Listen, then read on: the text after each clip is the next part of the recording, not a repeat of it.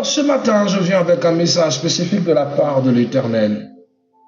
Je viens dire à quelqu'un, il y a des choses que tu priorises qui n'ont pas du tout de l'importance.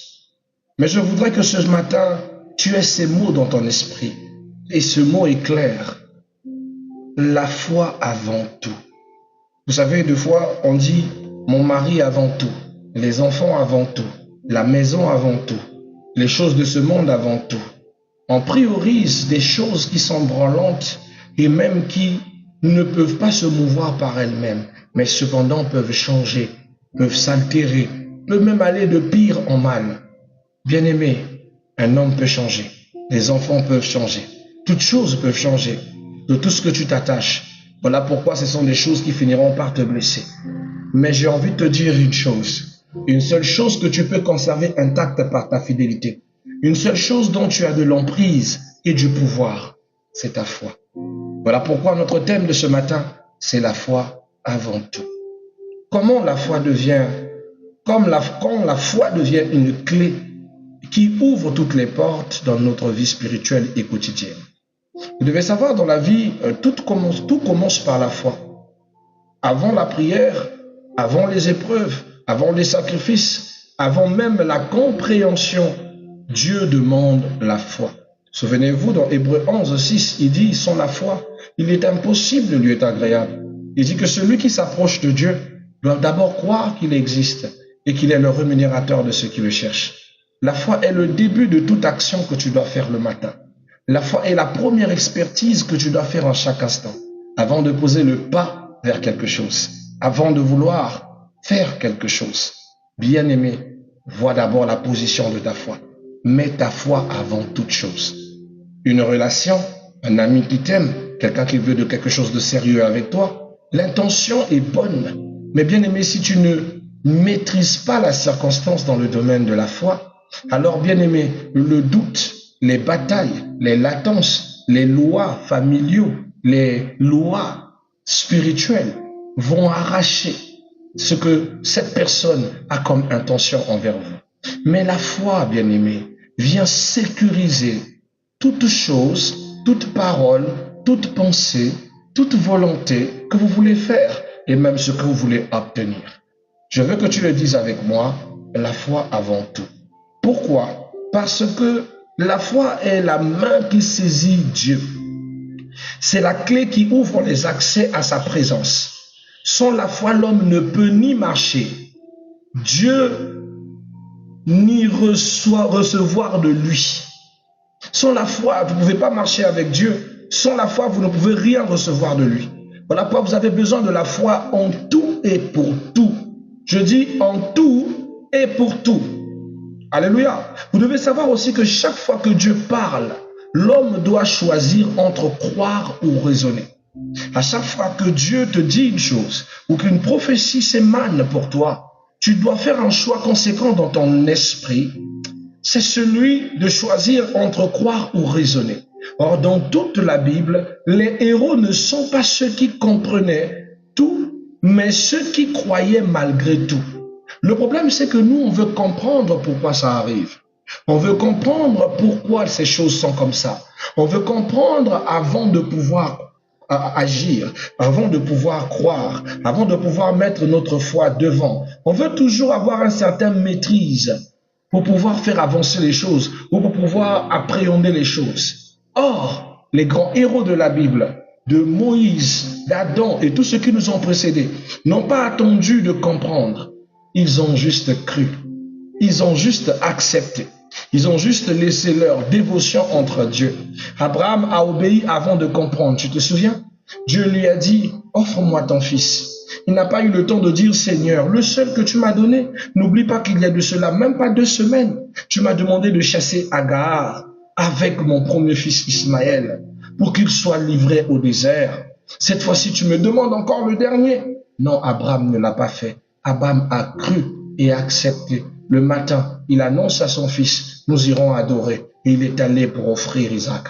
Bien-aimé, 2 fois, tu te poses trop de questions qui sont des questions qui empêchent à ta foi d'accomplir des choses dans ta vie, qui sont des choses qui t'empêchent d'avoir des résultats rapides dans ta vie. Parce que tu ne mets pas ta foi devant. Tu mets d'abord les questions.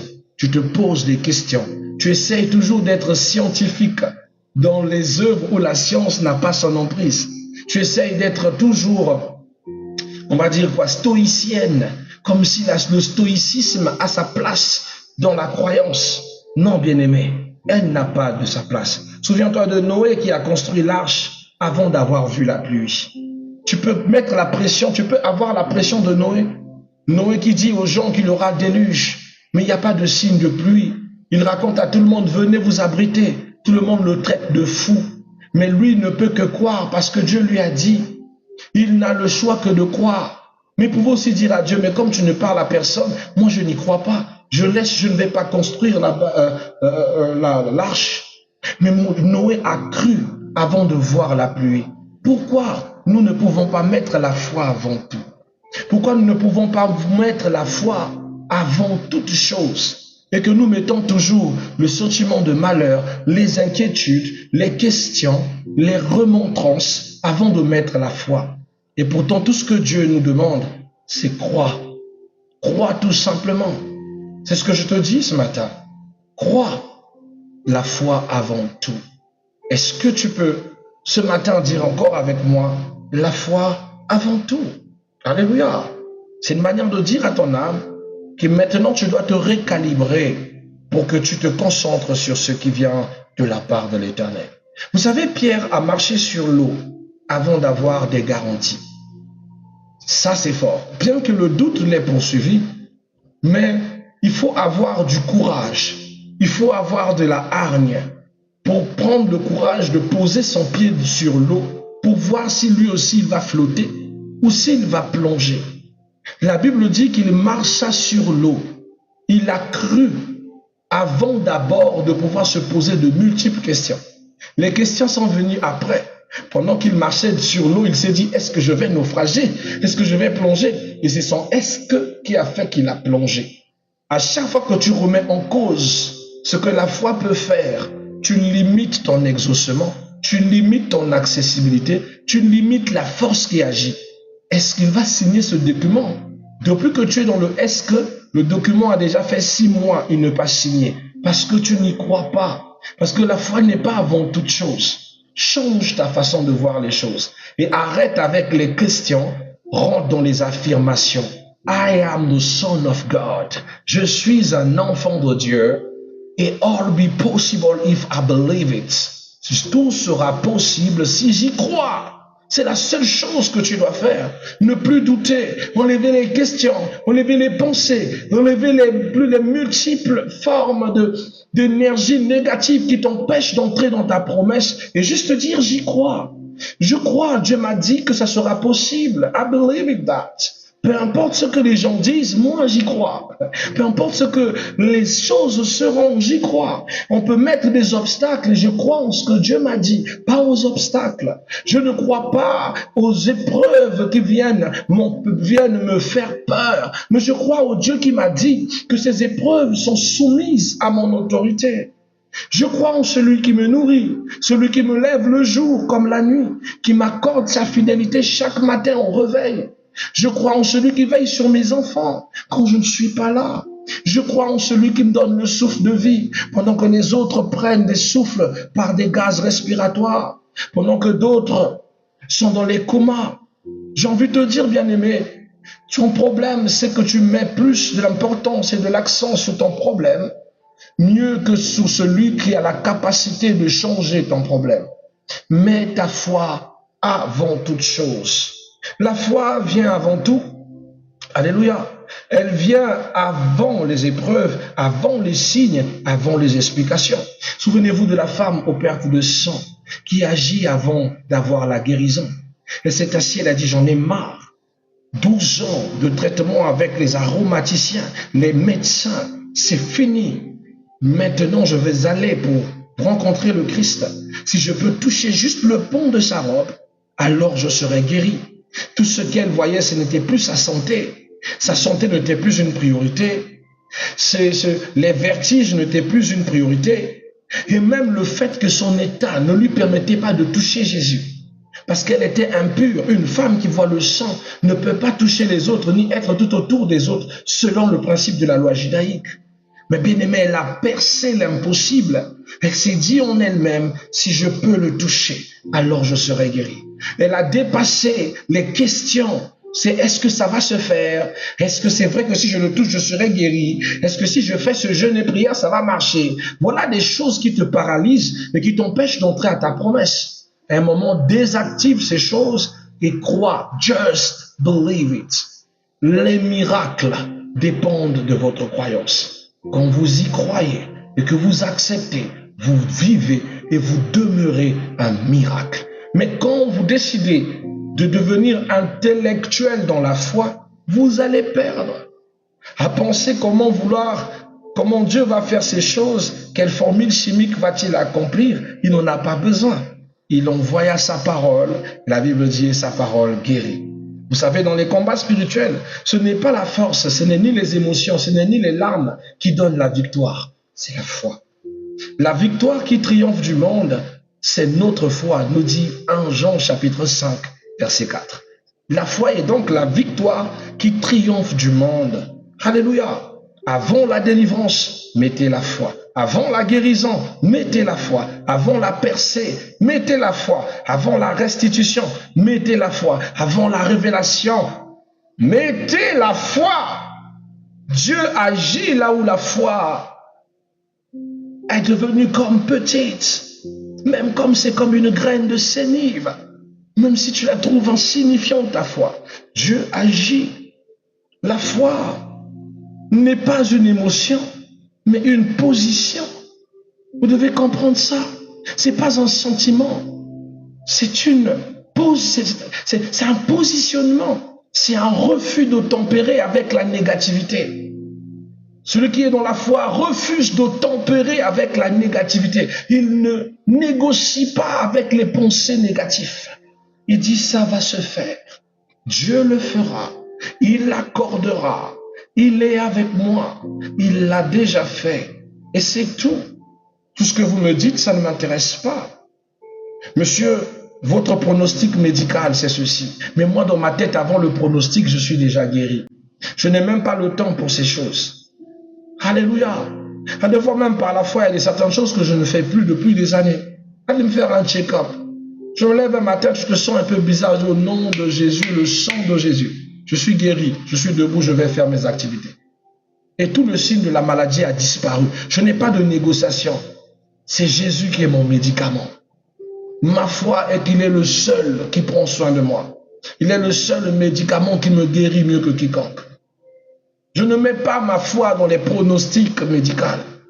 Toi, à n'importe quel moment, je ressens ma gorge. Ça, c'est la sinusite, la goutte de tête. Ça, c'est la sinusite. Un petit truc comme ça. Donc, toi-même, tu deviens ton médecin, tes statuts, tes maladies. Femme de peu de foi. Lorsque tu ressens, tu peux dire, ce n'est rien au nom de Jésus. Je suis guéri. Je ne suis pas dans cette influence. Je suis. C'est-à-dire, tu dois avoir des forces qui te sortent des influences où tu es toutefois en train de chercher la petite bête dans ton corps. Pour rien. Beaucoup ont du mal à transiter dans une vraie guérison. Parce que même guéris, ils cherchent des maladies. Aujourd'hui, est-ce que j'ai mal aux pieds? Est-ce qu'aujourd'hui, j'ai mal à la tête? Est-ce que ceci? On dirait ce que je ressens là. C'est pas l'arthrose. Oh! Mais sois en paix avec toi-même. Un matin comme ça, arrête de penser aux problèmes. Mets la foi avant tout. Les enfants vont-ils manger aujourd'hui? J'y crois au nom de Jésus. Je ne sais pas comment Jésus va faire ça. Mais ce qui est sûr, j'irai dehors. J'irai faire ma part. J'irai chercher. J'irai frapper. Mais je sais que quand je vais revenir, je vais amener de la nourriture à la table. Parce que je n'ai pas été fainéant. Je n'ai pas croisé ma main. Mais j'ai la foi que quand je serai dehors, en train de chercher quelque chose pour mes enfants, Dieu va me bénir et me donner l'opportunité de mettre mon intelligence en jeu pour prendre soin des miens. Je n'ai pas dit crois et croise les mains. Non, non, non. On a déjà parlé de ça dernièrement, on parlait de la foi passive et de la foi active. Je t'ai dit crois et va, avance. Mets la foi, pas de doute. Le Seigneur sera avec toi. Le Seigneur te bénira. Il n'aime pas les gens qui font les je crois mais, je crois est-ce que, mais je crois mais comment, je crois. Mais c'est-à-dire que la foi et les attraits scientifiques, c'est ces choses-là qui te font que tu es en train d'avoir tu multiplies ta foi fois 0 plus 0 moins 0 et ça te donne 0. Parce que tu veux marcher avec un Dieu que tu calcules. Tu veux faire les calculs avec Dieu. Tu ne peux pas. Juste croire. Si vous pouvez comprendre la puissance du mot, tout est possible à celui qui croit. Mais bien aimé, vous allez vivre des folies dans votre vie. La Bible n'a pas dit, il y a certaines choses qui seront impossibles. Non, non, non, non. Il dit, tout est possible à celui qui croit. Croire est une dimension la plus puissante. C'est-à-dire, il n'y a pas de dimension la plus puissante dans la spiritualité qui existe que croire. Ce mot-là, I believe it. Je crois. J'y crois. Je crois. Quand tu le mets dans ton esprit et que tu le laisses dominer au-dessus de tes peurs et de tes craintes, bien aimé, tu vas sentir un soulagement qui vient détacher les incertitudes, qui va retirer les questions, les peurs, les craintes. Même les problèmes de santé vont disparaître. J'ai pas fait la Vierge, je ne vais pas bien. Hypothétiquement.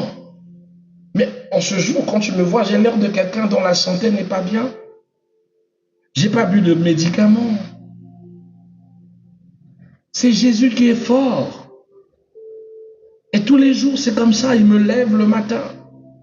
Il me bénit, me donne de sa force. Et à chaque fois, I believe it, je crois. Et je sors. Et je fais ce que j'ai à faire.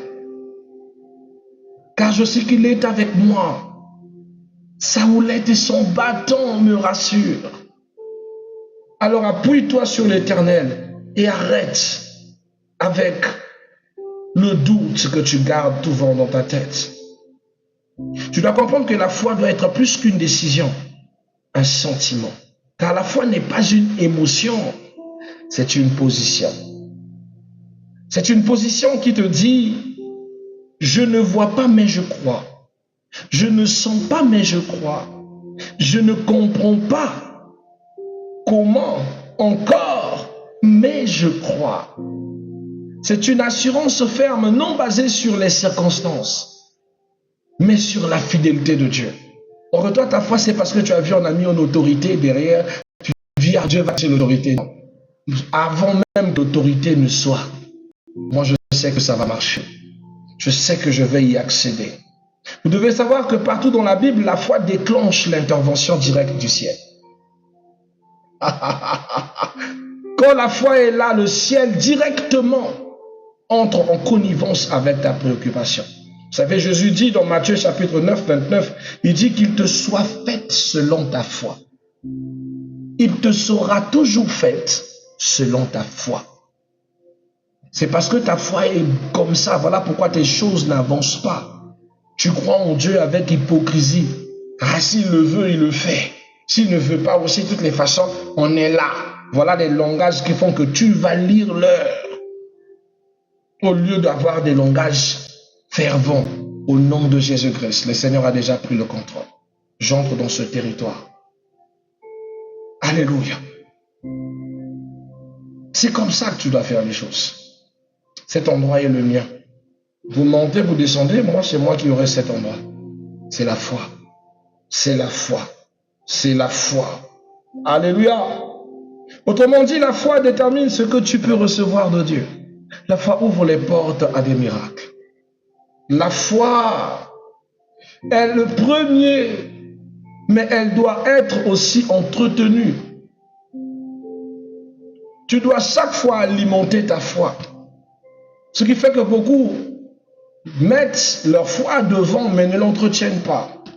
À chaque fois, vous devez prendre soin de votre foi, la mettre devant, mais en l'entretenant dans la parole, l'activant quotidiennement par l'obéissance, la renforçant par la prière et la confirmant par les œuvres. Les œuvres que vous posez doivent accompagner votre foi sur ce que vous êtes en train de faire et non s'accompagner d'un doute. La foi est vivante, elle doit être nourrie chaque jour. Chaque jour, vous devez alimenter votre foi pour éviter que Satan ne vienne ensemencer votre esprit pour vous dire, oh non, tu ne vois pas que ça met du temps, tu ne vois pas que ça fait ceci. Non. Voilà pourquoi ce matin, j'ai envie de te dire, fais de la foi ton premier réflexe. Peu importe ce que tu ressens, mets d'abord la foi devant. Quand la peur vient, choisis la foi. Quand la maladie frappe, choisis la foi. Quand les finances commencent à essayer de vaciller, choisis la foi. Quand Satan te menace, choisis la foi. Quand tout semble fermé, choisis la foi. Vous savez, une fois je dormais, je vois, on est venu me voler des germes de fleurs que j'avais dans la main. Et ils ont volé, ils sont... Maintenant, dans le rêve, je sentais comme si on voulait m'angoisser pour que je panique sur le fait qu'on m'a volé cette germe. Et dans ma tête, dans le rêve, on me disait, on vient de te voler ton identité, ta grâce, on vient de tout te voler. Mais je sentais en moi une deuxième partie qui calmait mon cœur et me disait que that's first.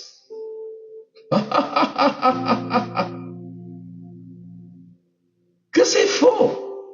Vous comprenez? Dieu mettait dans mon cœur ces sentiments pour que je ne tombe pas dans la peur de ce que je voyais. Ils ont volé les germes de fleurs. Et pendant dans mon rêve, ils fouillaient avec les germes de fleurs. Je dis, mais félicitations. Ce sont les germes de fleurs qu'on mettra sur votre tombe. Au lieu de paniquer de peur. Et quand je me suis relevé, j'avais mon jeune frère dans le Seigneur que j'expliquais. Je dis, regarde ce que j'ai vu. Je dormais à peine, on m'a volé des germes de fleurs. Il dit, tu n'es pas allé prendre ça. Je dis non. Mais on vient de te voler quelque chose d'important. Je dis non. Ils ont volé les gerbes de fleurs. Mais ce qu'ils ont pris se transformera en des gerbes de fleurs qu'on mettra sur leur tombe. Ils n'ont pas volé ce qui m'appartient. Ce qui est à moi est à moi. Ce qui est en moi est en moi. Je ne peux pas prendre ce que j'ai sans que je te donne l'autorisation. Tant que je n'ai pas dit oui, tant que je n'ai pas permis dans mon cerveau que j'ai perdu quelque chose, tu ne peux pas l'avoir. Tu ne peux pas le ravir. Bien-aimé, ça n'a pas fait 4 jours. Je dis, ça n'a pas fait 4 jours. On m'apprend d'urgence qu'il y a 2 personnes qui sont tombées. Une personne est morte. L'autre vient d'urgence pour dire, oh, vraiment, l'homme de Dieu priait pour nous. On vient remettre, on a essayé de vous tenter, on a essayé de vous combattre. Je dis, vous n'avez rien à remettre, vous n'avez rien pris. Je vous ai donné des fleurs du funérail. Dans mes mains, c'était du lys des champs. C'était des fleurs de parfum. Mais quand vous avez saisi ce qui m'appartient, Dieu l'a transformé en des fleurs de funérailles pour vous. Alors ne paniquez pas, n'ayez pas peur. Quand même on vous montre que quelqu'un est venu toucher votre pied, voler votre sac dans un rêve, calmez-vous. Dites ce qu'ils ont pris. Donnez la forme de ce qu'ils ont pris. En disant, ce n'est pas mon téléphone, ce n'est pas mes connexions que tu as pris. Tu viens de toi-même te maudire. Tu ne mangeras rien de ce sol. Parce que tu as touché ce qui est à moi. Et ce qui est à moi est à moi. Tu vas pérenniser ton cœur à de la peur. Mon papa m'a fait ceci. Ça veut dire que ma vie est foutue. Les églises de réveil ont tellement trop retiré les vraies pulsions de la foi en toi que dans la peur de l'ennemi, peur de Satan en tout et pour tout. Lorsque tu as le plus que vainqueur. Est-ce que tu sais qu'on ne peut pas voler ce qui est en toi? Satan a peur de ce qui est en toi. Et qu'est-ce qui est en toi? Ce qui est en toi, bien-aimé, c'est Jésus. Celui qui est en nous, la Bible dit, est plus grand que celui qui est dans le monde. Comment Satan peut-il soulever ce qui est en toi? Par quelle force il peut soulever celui qui est en toi? Pour qu'à chaque fois tu aies peur qu'on t'ait volé quelque chose. Oh, on a volé mon intelligence, on a volé mon mariage. Tu ne peux pas. Si j'ai Jésus en moi, tu vas voler ça où? Alors retire tes peurs. Commence à bâtir par la foi. Mets la foi avant tout. Et tout ira. On va s'arrêter là pour aujourd'hui. On a envie de continuer, mais le temps. Que Dieu vous bénisse, mes bien-aimés, et que la grâce du Seigneur soit avec vous.